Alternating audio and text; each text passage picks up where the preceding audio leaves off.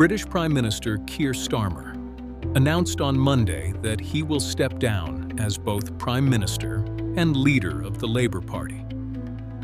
He made the announcement outside 10 Downing Street, bringing his time in office to an end after less than 2 years.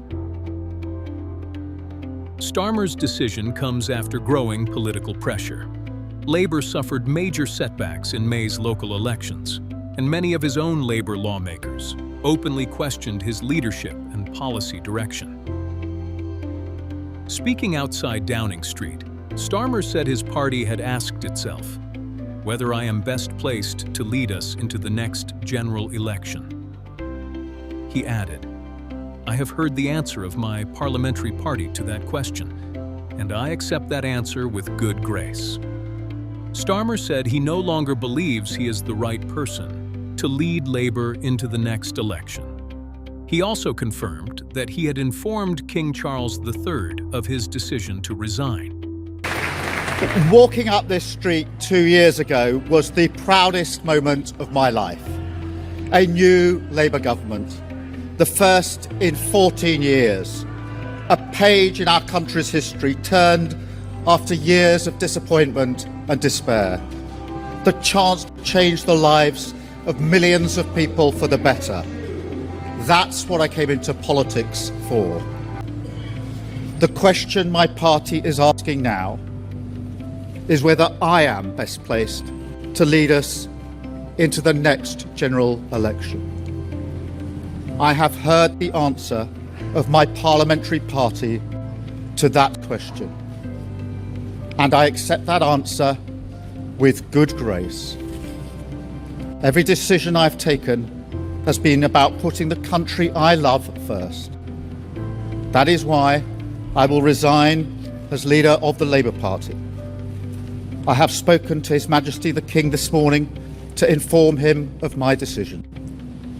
He said he had asked Labour's governing body to begin the process of choosing a new leader. Nominations will open on 9 July and close on 16 July before Parliament's summer recess.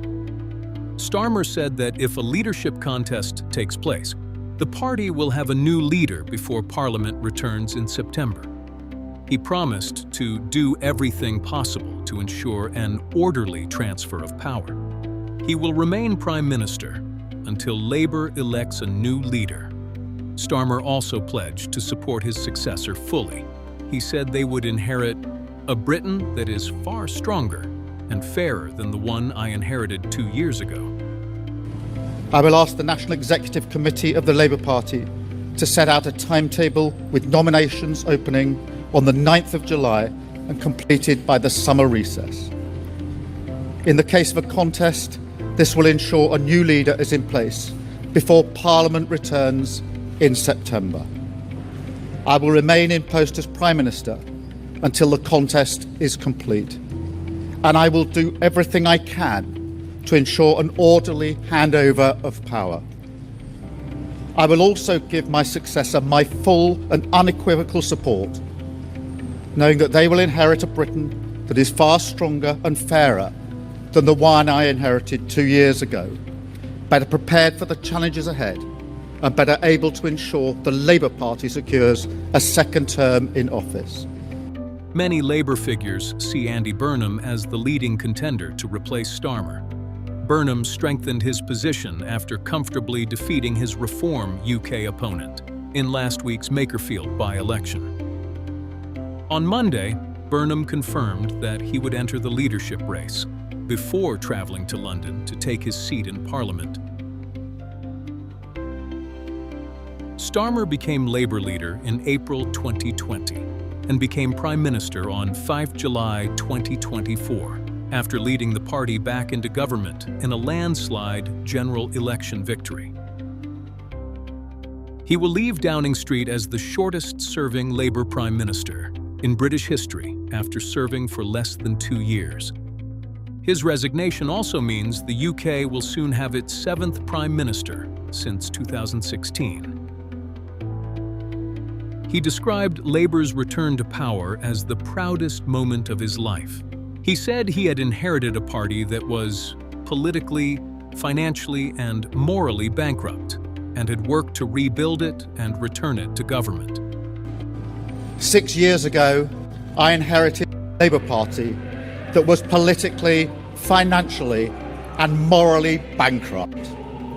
I was told time and time again that my party was finished, that we were consigned to history, that a majority at the general election, let alone a landslide majority, was impossible. But we proved those people wrong because we changed our party, ripping out the poison of anti-Semitism, restoring trust on the economy, defence and national security, and becoming a party that once again stood proudly with, not against, our national flag.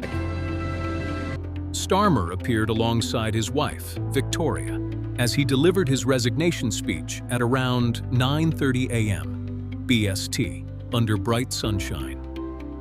Supporters, colleagues, and Downing Street staff watched as he became emotional while speaking about his future.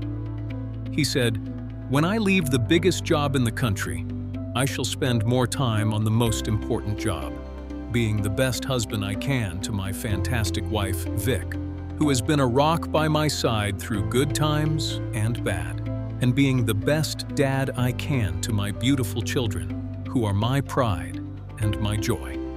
As he spoke, Beethoven's Ode to Joy, the anthem of the European Union, could be heard in the background, played by a protester. And when I leave the biggest job in the country, I shall spend more time on the most important job, being the best husband I can to my fantastic wife Vic, who has been a rock by my side through good times and bad, and being the best dad I can to my beautiful children, who are my pride and my joy. Thank you very much. Starmer's resignation has already sparked speculation about who will become Labour's next leader and Britain's next Prime Minister.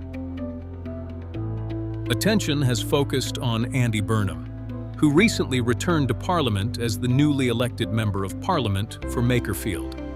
His comeback has increased interest in the role he could play in Labour's future leadership. That's all for now from Global Pulse Unplugged. Stay sharp, stay informed, and we'll see you next time.